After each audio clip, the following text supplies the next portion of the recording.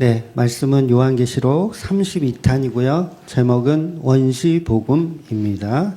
요한계시록 12장 1절에서 6절까지 말씀 보겠습니다. 요한계시록 12장 1절에서 6절까지 말씀 같이 읽도록 하겠습니다. 시작. 하늘에 큰 이적이 보이니 해를 옷 입은 한 여자가 있는데 그 발 아래에는 달이 있고 그 머리에는 12별의 관을 썼더라. 이 여자가 아이를 베어 해산하게 되매 아파서 애를 쓰며 부르짖었더라.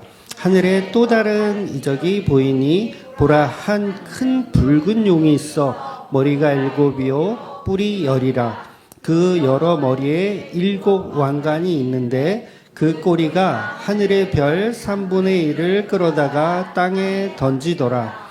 용이 해산하려는 여자 앞에서 그가 해산하면 그 아이를 삼키고자 하더니 여자가 아들을 낳으니 이는 장차 철장으로 만국을 다스릴 남자라. 그 아이를 하나님 앞과 그 보좌 앞으로 올려가더라. 그 여자가 광야로 도망하매 거기서 1260일 동안 그를 양육하기 위하여 하나님께서 예비하신 곳이 있더라. 아멘. 네, 오늘 본문의 말씀은 어렵죠. 도대체 이게 무슨 얘기야? 여자가 나오고 또 여자가 애를 뱄어요. 그리고 용이 나와요. 그리고 막 쫓아와. 막 도망가고 대체 이게 무슨 얘기일까? 하와가 선악과를 먹었다는 것은 단순한 과일 하나를 먹었다는 죄가 아니에요. 하와가 범죄한 것은 하나님의 말씀을 어기고 뱀의 말을 따른 거잖아요. 뱀의 말을 따른 거예요. 그러니까 하와는 하나님이 주신 말씀인 아담. 그러니까 이게 무슨 말이냐면 하나님이 말씀을 누구한테 줘요? 아담에게 줘요. 어떤 말씀 줬냐면 선악과를 먹지 말아라 하는 말씀을 아담한테 줬단 말이에요. 그리고 아담은 그 말씀을 자기 아내에게 가르쳤어요, 안 가르쳐줬어요? 가르쳤어요, 안 가르쳤어요? 뭐야? 안 가르쳤다는 사람 누구야? 왜냐하면 가르쳤기 때문에 하와는 마귀가 유혹할 때 그거 먹으면 안 된다는 것을 지식적으로 알고 있었어요. 그 얘기는 뭐예요? 아담한테 들었다는 얘기예요. 그러니까 무슨 말이냐면 말씀이 육신 되신 아담에게 그 말씀을 들었어. 그러면 하와는 그 남편과 연합되어 있는 상태이기 때문에 남편의 말만 믿고 따라야 돼요. 그런데 뱀이 다른 얘기를 하는 거야. 선악과 먹어도 안 죽는다는 다른 이야기. 그러니까 하와가 남편의 말을 버리고 뱀의 말과 연합을 한 거예요. 그러니까 이거를 영적으로 보면 너하고 이혼하고 나 새로 시집갈래. 요거인 거예요. 새로 시집갈래. 그러니까 하와의 범죄는 어마어마한 범죄인 거야. 단순히 그냥 선악과 하나 따먹는 범죄가 아니라. 그래서 그 말씀을 전달해주는 그 남편을 하나님으로 여겨야 되는 거예요, 사실은. 그 말씀이 육신 되신 분이니까. 그런데 그 남편의 말을 배신하고 이혼을 때리고 뱀에게 이제 들러붙었어요. 그러면 하나님이 이제 벌을 내리셔야 되잖아요. 여자하고 뱀하고 벌을 내리셔야 돼요. 그래서 그 둘은 지옥에 가야 됩니다. 완전한 사망 가운데 들어가야 돼요. 맞죠? 네. 제가 억지 주장을 하는 게 아니에요. 죽여야 돼요. 둘 다 죽여야 돼요.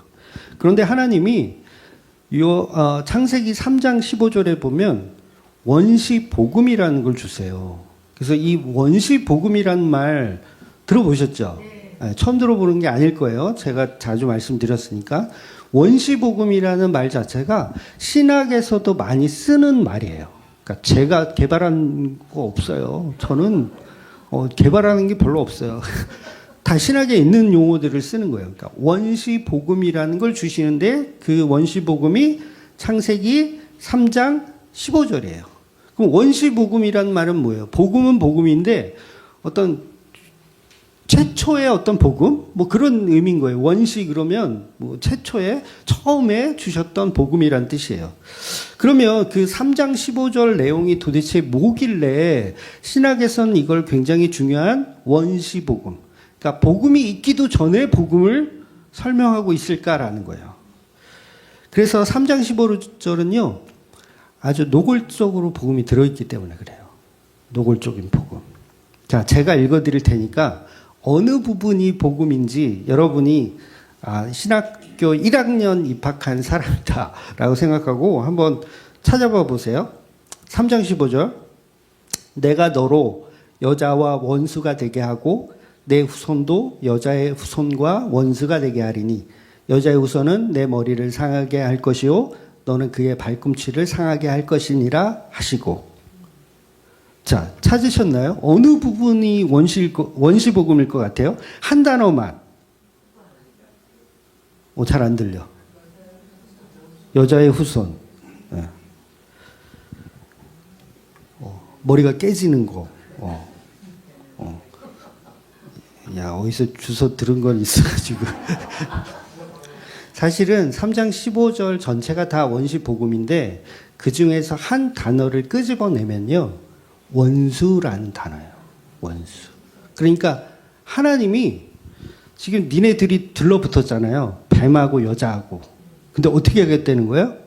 너네 둘을 원수로 만들겠다라는 거예요. 복음이에요, 아니에요? 복음이에요, 아니에요? 뱀하고 하와가 들러붙었어. 서로 죽고 못 산대. 네가 나고 내가 너야. 너의 생각이 나의 생각이고 이렇게 들러붙어 있어. 근데 하나님이 어떻게 한다고? 너의 둘을 찢어놓겠다. 원수 되게 하겠다. 그러니까 복음인 거예요. 왜냐하면 하와하고 뱀은요. 의견을 물어보지 않았어요. 야, 너네들 계속 그렇게 사귈 거야? 사귈 거야? 아니면 헤어질 거야? 이렇게 물어보지 않고 어떻게 하신다? 너의 둘은 반드시 내가 원수가 되게 할 것이다. 이게 복음이라는 거예요. 의사를 물어보지 않아요. 뱀에게도 물어보지 않고 여자에게도 물어보지 않아요. 그런데 의사를 물어보고 만약에 하면 그걸 뭐라 그러는지 아세요? 너네들 이렇게 같이 이렇게 들러붙었는데 떨어져. 안 떨어졌다가는 내가 너희를 가만 안 둘 거야? 이런 식으로 조건을 제시하고 말씀하시는 걸 복음이라고 합니까? 그건 복음이 아니에요. 조건을 제시하고 떨어질 것을 명령하시는 것을 율법이라고 하는 거예요. 율법. 근데 복음은 묻지도 따지지도 않고 선포해요. 너희 둘을 내가 원수로 만들 거야. 복음이에요. 어떻게 해서든지 이 두 연놈들을 내가 원수로 만들겠다. 심지어는 여자의 후손도 뱀의 후손도 서로 원수로 만들겠다. 심지어는 여자의 후손이 뱀의 후손의 대가리를 까부신대요. 그리고 뱀의 후손은 여자의 후손의 뒤꿈치를 상하게 한대요. 이거 무슨 얘기하는 거예요? 전쟁을 하게 만든다는 거예요. 전쟁. 그러니까 서로 원수인데 원수는 여러분 원수는 안 보면 되잖아요. 안 보면 돼. 꼴도 보기 싫은 원수 있죠? 안 보면 그만이야.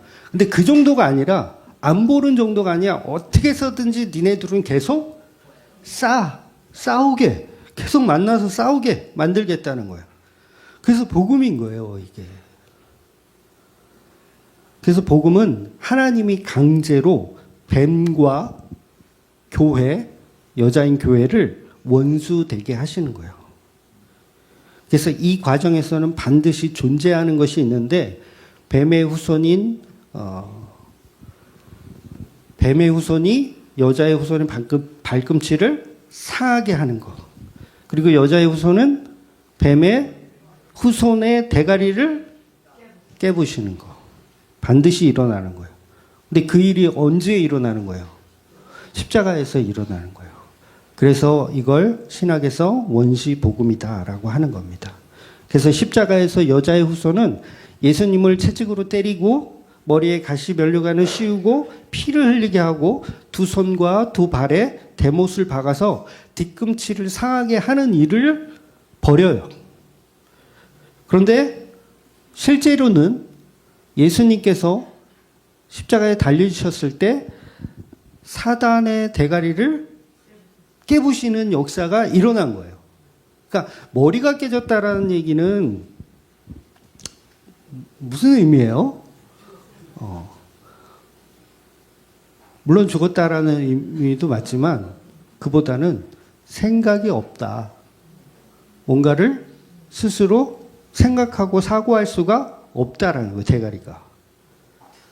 대가리가 없으니까. 그래서 진짜 성도는 원래 우리가 마귀잖아요. 우리가 뱀이잖아요. 뱀이었는데 대가리가 어떻게 돼요?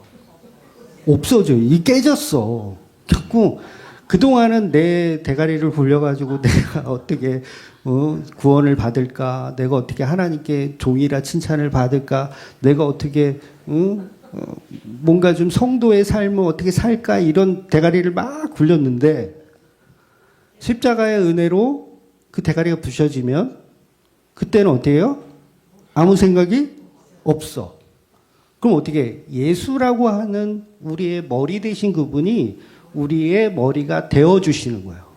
그래서 그때부터는 예수님이 내 머리가 되시니까 내가 무엇을 할지, 무엇을 행동할지, 그거를 내가 하는 게 아니라 예수님이 이끌어 가시는 거예요. 그걸 신학에서는 성도의 견인이라고 하는 거예요. 우리의 생각이 아니라 성령의 생각, 하나님의 생각, 예수님의 생각으로 이끌려 가는 거. 그래서 그때부터는 하나님을 대적하는 게 아니라 하나님의 성도의 삶을 살아가게 되는 거죠. 그래서 교회의 머리는 누구다? 예수님인 거예요. 예수님. 그러니까 여러분의 머리는 있다 없다? 없다. 그래서 오늘 본문의 말씀도 뭔가 좀, 이거 도대체 무슨 얘기야. 이상한 얘기처럼 들리지만 결국은 그 원시복음에 관련된 이야기를 동일하게 오늘 본문이 하고 있는 겁니다. 제가 매주 말씀드리지만 요한계시록을 읽으면서 절대 놓치지 말아야 할 대원칙이 있었어요. 그러니까 요한계시록은 앞으로 일어날 일에 대한 어떤 SF 영화 같은 이야기가 아니라는 거예요. 여러분, 이 성경의 말씀은 어떤 시대를 살고 있는 사람이든 다 적용돼요. 그러니까 2000년 전 사람이든 뭐 1000년 전 사람이든 아니 현재 우리든 똑같이 적용이 돼요. 근데 이 요한계시록을 마치 미래에 있을 무슨 중동 전쟁, 뭐 유럽과 뭐 시 공동체가 뭐 전쟁하고 그런 걸로 해석이 되어진다면 1000년 전 사람에게는 요한계시록은 읽을 필요도 없는 거예요. 2000년 전 사람에게는 읽을 필요도 없어. 그런데 동일하게 그 당시의 사람들도 요한계시록을 읽으면서 복음을 느끼고 예수 그리스도의 사랑을 알아갈 수 있다는 건 시대적인 어떤 사고를 설명하기 위한 책이 아니라 그 안에 들어있는 복음에 관한 이야기를 하고 싶다라는 거죠. 그래서 성경의 이 요한계시록의 첫 문장 뭐라 그랬어요? 예수 그리스도의 계시라 이렇게 시작하는 거예요. 누구에 관한 계시? 예수 그리스도에 관한 계시. 그래서 성경 66권이 복잡해 보이고 두꺼워 보이고 정말 읽기도 힘들어요. 여러분 몇 번이나 읽으셨어요, 성경? 아마 그렇게 많이 읽으신 분 없을 거예요. 제가 얘기하지만 10번 이상 읽었다. 그런 사람들은 거의 바리새인들이에요. 아마 이 중에서 바리새인 몇 명 계실 거예요. 나는 10번 이상 정독을 했다. 바리새인일 가능성이 굉장히 커요. 그래서 오늘 본문에 이제 들어가 보면 12장을 들어가 보면 SF 영화처럼 이제 등장하죠. 1절에 보니까 하늘에 해를 입고 또 달을 밟고 서 있는 존재가 있어요. 12별의 관을 쓴 한 여자가 등장해요. 그런데 이 여자가 아이를 배워가지고 배가 지금 남산만에 불러졌어. 그리고 이제 해산의 고통이 이제 찾아오는 거죠. 이 여자는 도대체 누구를 말하는 것일까? 누구를 말할까요? 마음대로 해석하면 될까요? 자, 5절에 보니까 이 여자가 낳은 아들이 장차 철장으로 만국을 다스릴 남자, 만악의 왕으로 오시는 남자라고 표현하고 있어요. 그러면 누구겠어요? 예수님이잖아요. 예수님. 그럼 철장이라는 표현 이해가 되세요? 철장으로 다스린대요. 저는 교회 처음 나왔을 때 예수님이 철장으로 다스린다 그래서 철장 그러면 저는 감옥밖에 생각이 안 나더라고요. 감옥에 들어갔어. 근데 이 한국말이 어려워요.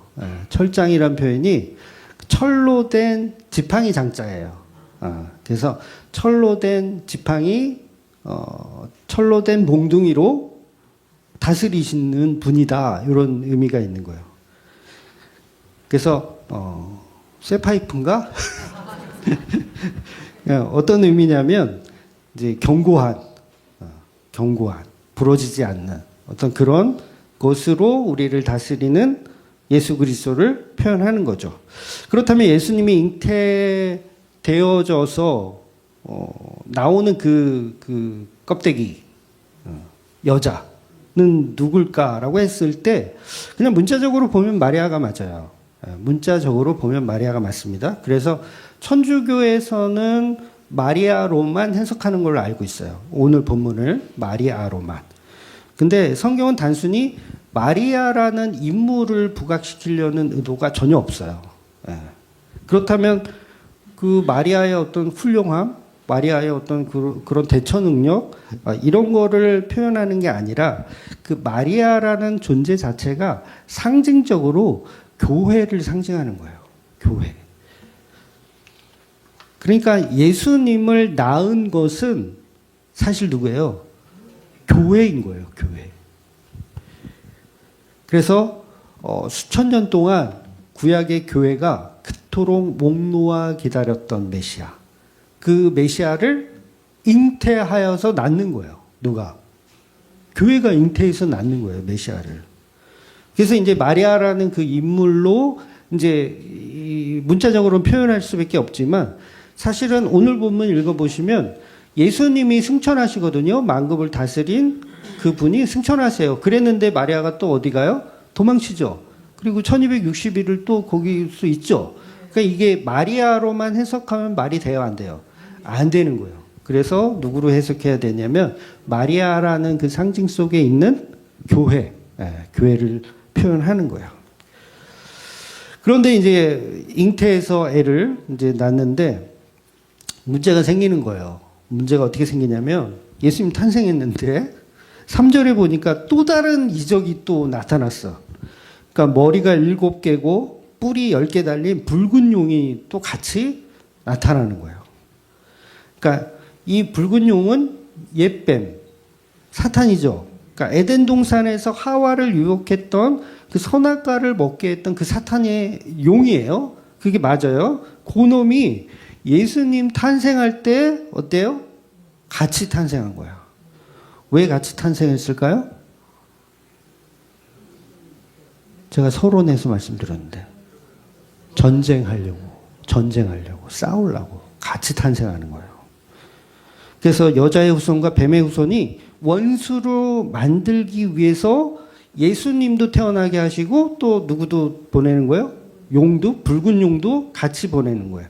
하나님의 이유는 하나님이 능력이 없어가지고 뱀이 용이 지 힘으로 막 오는 게 아니에요. 지 힘으로 오는 게 아니라 하나님이 원수시키려고, 전쟁시키려고 보내는 거예요. 그래서 4절에 보시면 이제 용이 해산하려는 그 여자 앞에서 그가 해산하면 그 아기를 잡아먹으려고 입을 쩍 벌리고 기다리고 있는 거예요. 무슨 에어리언도 아니고. 에어리언이, 여러분 에어리언 보셨어요? 막 사람 잡아먹더라고요. 이렇게 포크 나이프 딱 들고 이제 애만 나와라. 내가 신선한 고기를 나이들은 산모 고기는 맛이 없으니까 이제 신선한 고기를 잡아먹겠다. 이게 사탄이 입을 쩍 벌리고 기다리고 있는 거예요. 그래서 산모가 이제 아이를 낳죠. 근데 피투성이 돼서 이제 아이를 낳는데 그 다리 밑에 이제 그 용이 쩍 입을 벌리고 있으니까 태어나자마자 씹어 먹으려고. 네. 그러니까 이게 문장은 이렇게 표현되어 있지만 영적으로 보면 예수 그리스도가 이 땅에 육신의 옷을 입고 이 땅에 오셨을 때 그걸 이제 뱀이 잡아먹으려고. 잡아먹는다는 얘기는 죽여서 나와 연합시키려고. 죽여서 나와 연합시키려고. 죽여서 연합한다는 건 완전한, 그렇죠. 정복이 될 수도 있고 복종을 끌어낼 수도 있는 거고 그런 의미인 거예요. 그래서 모든 생애에 보면 예수님의 그 공생의 기간은 잡아먹히는 기간이었어요. 마귀에게 잡아먹히는 기간. 고난과 찢김의 연속을 사셨던 거예요. 그래서 예수님이 이 땅에 오셨을 때 겉으로 보면 뭐냐면 사단의 밥으로 오신 거예요. 잡아먹힐 밥. 그래서 우리는 흔히 크리스마스 되면 야 기쁘다 좋으셨네. 막 트리 장식하고 파티하고 막 이러지만 실제 영적으로 보면 예수님은 이 땅에 오신 이유가 마귀의 밥이 되려고 오신 거예요. 죽으러 오신 거예요. 쉽게 얘기해서 죽으러 오신 거예요. 그래서 용이 어떻게 했냐면 실제로 예수님 태어나셨을 때 헤롯 왕이 어떻게 했습니까? 잡아먹으려고, 죽이려고. 2살 밑으로는 다 죽여라. 그러니까 막 이 병사들이 막 온 동네를 휘짓고 다니면서 태어난 애기 있는지 확인해가지고 어떻게 해요? 다 죽여요. 다 칼로 다 베어 죽여요. 근데 이 장면이 예수님 때만 그랬던 게 아니라 사실은 이스라엘의 어떤 구원자였던 모세가 태어날 때도 똑같은 사건이 벌어져요. 그러니까 이스라엘 백성이 번성해지고 막 이렇게 너무 커지는 것을 두려워했던 그 파라오가 어떻게 하냐면 히브리 여인이 아기를 낳으면 그 아기가 사내다, 남자애를 낳았다. 그럼 어떻게 해라? 죽여는 뭐야. 표현이 이렇게 삭막해. 나면 고상하게 나일강에 던져버려라. 이렇게 표현한단 말이에요. 나일강에 던져버린다는 의미는 나일강에 누가 살아요? 악어가 살잖아요. 악어가 입을 쪽 벌리고. 그럼 어떻게 해요? 그 악어 밥으로 던져줘라 이거예요. 그러니까 헤롯이래. 파라오가 했던 이야기는 아기가 태어나면 악어의 밥으로 던져주어라. 그러니까 이 모든 역사가 오늘 본문에 관한 이야기를 똑같이 재현하고 있는 거예요. 예수님 태어나실 때도 어떻게 해서든지 그걸 예수님을 잡아먹으려고 혈안이 되어 있다는 거죠. 그러니까 이 사건들은 우연의 사건들이 아니라 사실은 교회가 예수님을 낳으려면 이러한 삶의 사건들이 늘 있어요. 그러니까 이 사건들을 성경 전체에서 보면 정말 다 똑같아. 어떤 인물이든지 들어서 이 지금 우리의 죽음에 처하는 그런 사건들이 어떤 인물들이든 다 있어. 예를 들면 뭐 요셉 있잖아요. 형들이 자기를 죽이려고 해. 뭐예요? 악어 밥으로 던져주려고 하는 거예요. 그런데 그것을 피해서 애굽으로 달아난 게 아니죠. 애굽으로 팔려가고.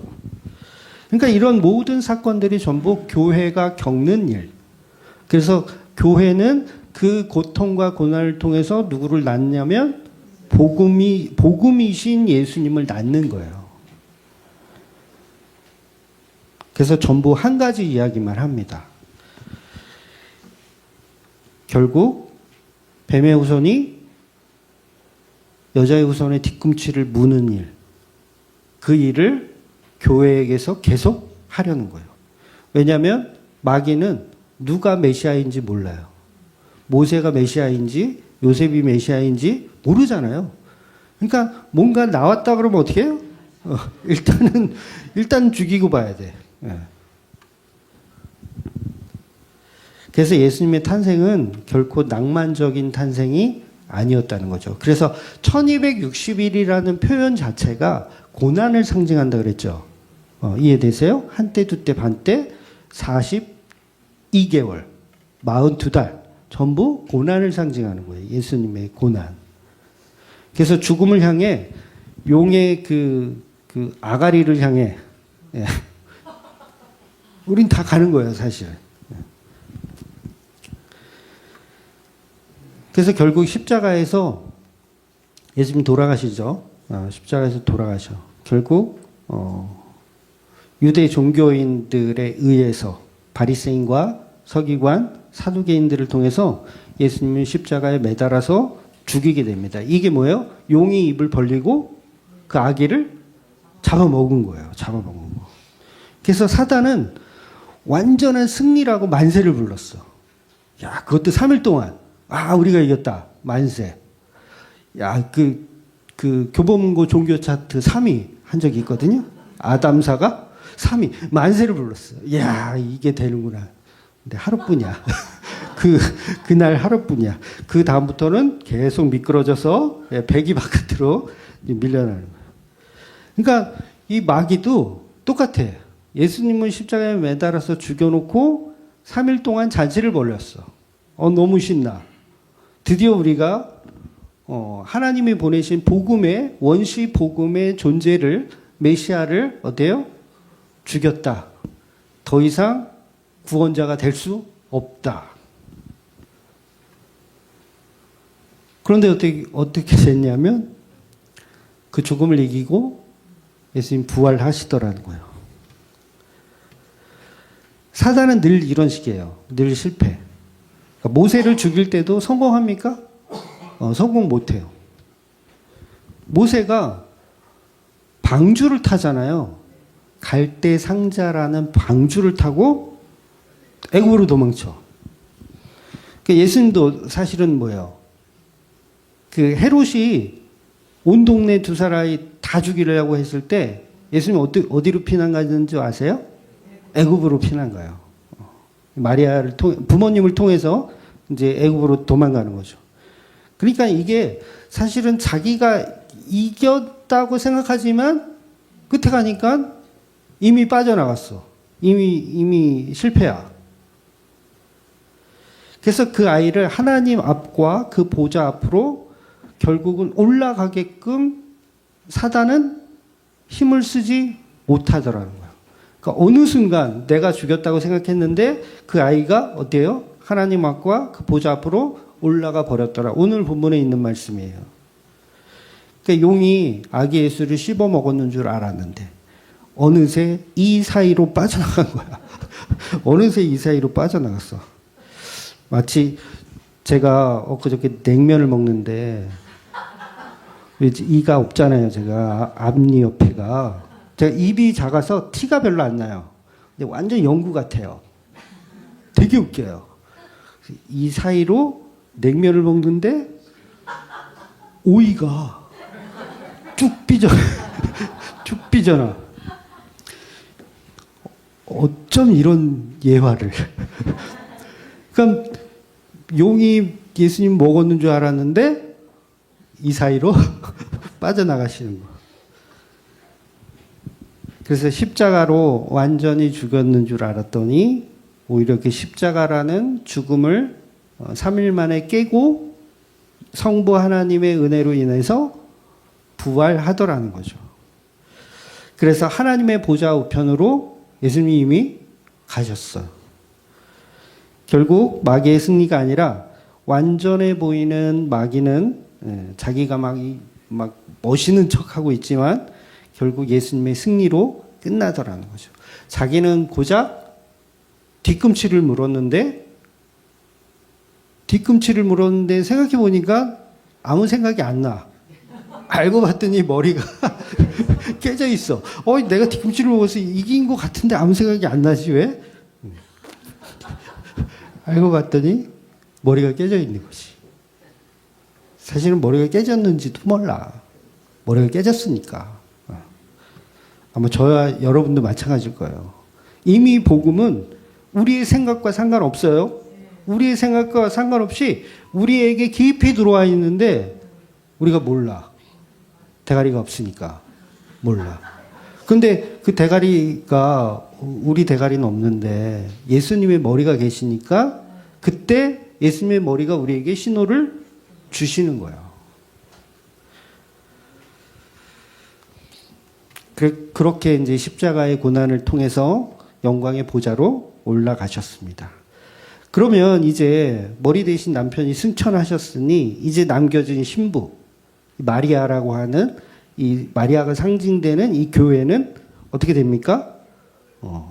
여전히 지금 땅에 혼자 남아 있는 거예요. 오늘 본문에 보면. 그래서 예수님이 다 이겼으니까 우리도 이제 승리의 어떤 그 삶을 딱 사는 거야. 우리 세상을 이제 다 씹어먹을 수 있어. 막 이런 줄 알았더니 꽃길만 걸어야 되잖아요, 사실.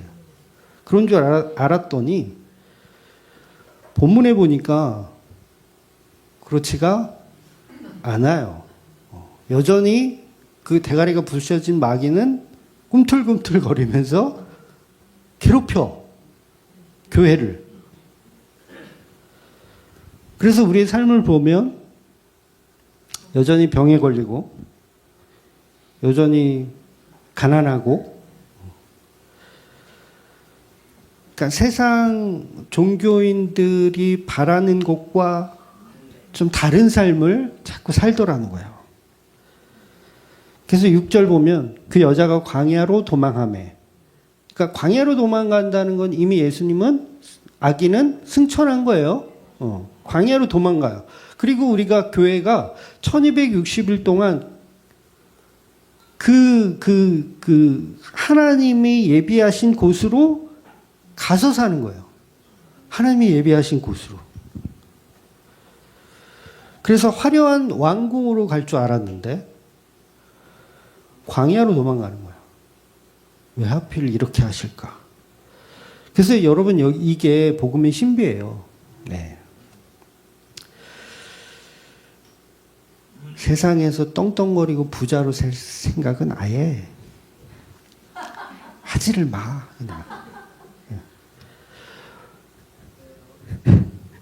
본문 4절에서 용이 삼키려 했던 분은 1차적으로 예수님이지만 그 입술은 여전히 교회를 향하고 있다는 거죠. 그래서 십자가의 고난은 예수님이 다 이루심이지만 예수님이 우리에게 뭐라 말씀하셨냐면 너희도 각자 너희 십자가를 지고 나를 따라야 된다라고 했어요. 그러니까 1260일은 예수님만 견디면 끝나는 게 아니라 우리 교회도 동일하게 견뎌야 하는 시간이라는 거예요. 그래서 좁은 길이에요. 좁은 길. 예수님이 길을 따라가려니까 좁은 길이에요. 그래서 그 예수님을 잉태하고 출산했던 교회는 여전히 남아서 고난의 길, 광야의 길을 똑같이 걸어가고 있는 거예요. 그래서 성경 보면 사도 바울을 포함해서 12제자들의 삶이 어떠했습니까? 네. 어떤 대형교회 목사처럼 막 1억짜리 명품 시계를 모으는 걸 취미로 해서 그런 삶을 제자분들이 살았습니까? 네. 명품 시계 모으는 걸 취미로, 베드로가, 여기 5개 모았잖아. 도마야, 넌 몇 개 모았니? 이러면서. 야, 요번에 우리 교회 엄청 부흥해가지고 땅 사고 건물 사고 막 했잖아. 12제자들이 모였다 하면 이렇게 살았을까요? 네, 전혀 아니에요. 물론 무조건 가난하게 돼야 된다는 얘기는 아니에요. 무조건 가난해야지 그게 뭐 옳다라는 건 아니지만 12제자의 삶을 보면 복음을 위해서 그냥 자기의 고난을 무릅쓰고 살아갔다는 거예요. 그러니까 복음을 전하면 상대적으로 뭐가 따라오냐면 욕을 먹습니다. 네, 욕을 먹어요. 그리고 뭘 맞아요? 돌을 맞게 돼 있어요. 그러니까 여러분이 나는 평안하다. 이 얘기는 전도를 하나도 안 한다는 얘기예요. 평소에. 그래서 이 글을 쓰고 있는 사도 요한 말고는 다 십자가 복음 전하다가 순교하는 거예요. 순교했다라는 표현이 너무 아름답지만 순교라는 단어 자체가 아주 비참한 삶을 살았다는 이야기인 거예요. 누구에게도 인정받지 못하며 그냥 비참하게 돌 맞으면서.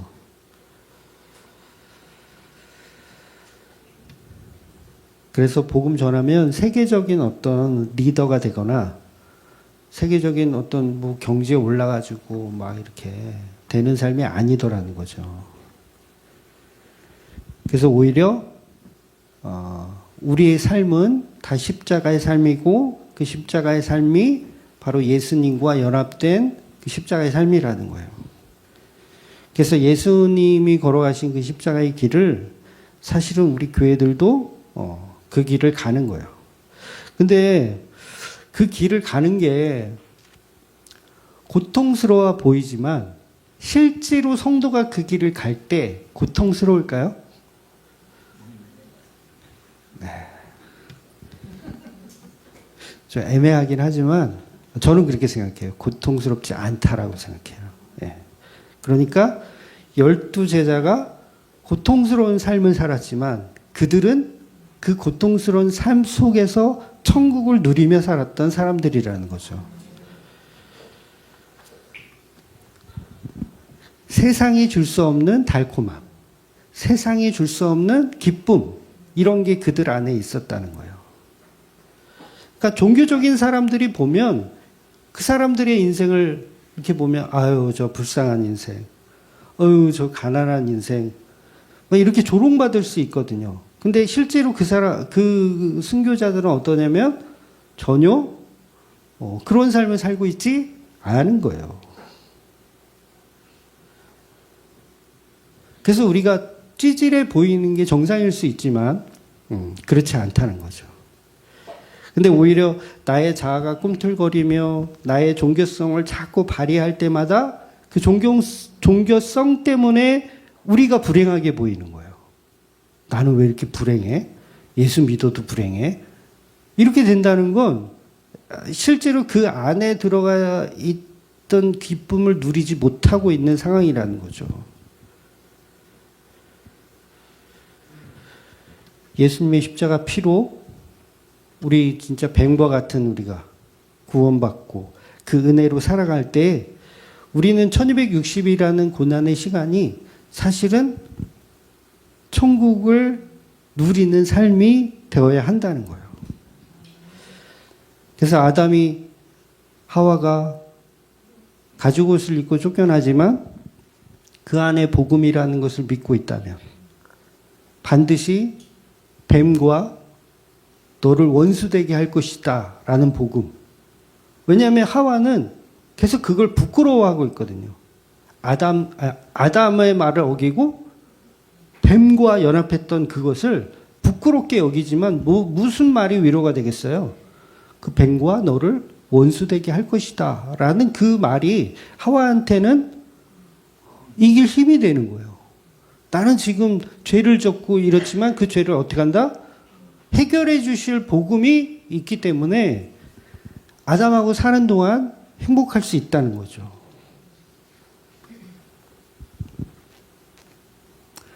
그래서 우리의 삶이 징징대는 삶이 아니라 나쁜 일 겪을 수 있잖아요. 병원 가서 진단 받았는데 신장에 암이 있대. 그럼 우리 어떻게 해야 돼요? 아니지. 목사님, 요번 주에 신장에 있는 거 암 좀 떼고 올게요. 그리고 떼고 오는 거야. 대단해? 제가 하는 말 이해가 되세요? 대수롭지 않게 여기라는 얘기예요. 복음 안에 있으면 내 상황이 어떠하든 그건 대수롭지 않은 상황. 괜히 막 목사님 큰일 났어요. 막 기도 요청, 막 긴급 기도 요청, 막 이거 막 올라오잖아요. 누가 막 독감 걸렸어요. 기도 요청. 이렇게 호들갑을 떠는 게 아니라 의연하게 복음 안에서 1260일을 견딜 수 있다는 거예요. 누구 때문에? 예수 그리스도가 이루신 그 복음 때문에. 그래서 십자가의 고난은 우리 남편 예수 그리스도가 먼저 가신 그 지독한 사랑의 깊이만큼 우리가 사실은 반응할 수 있는 거예요. 그래서 오직 어린 양의 피로 이루신 그 복음만 우리가 믿고 살아가는 저와 여러분이 되시기를 예수님의 이름으로 축원드리겠습니다. 아멘. 기도하겠습니다.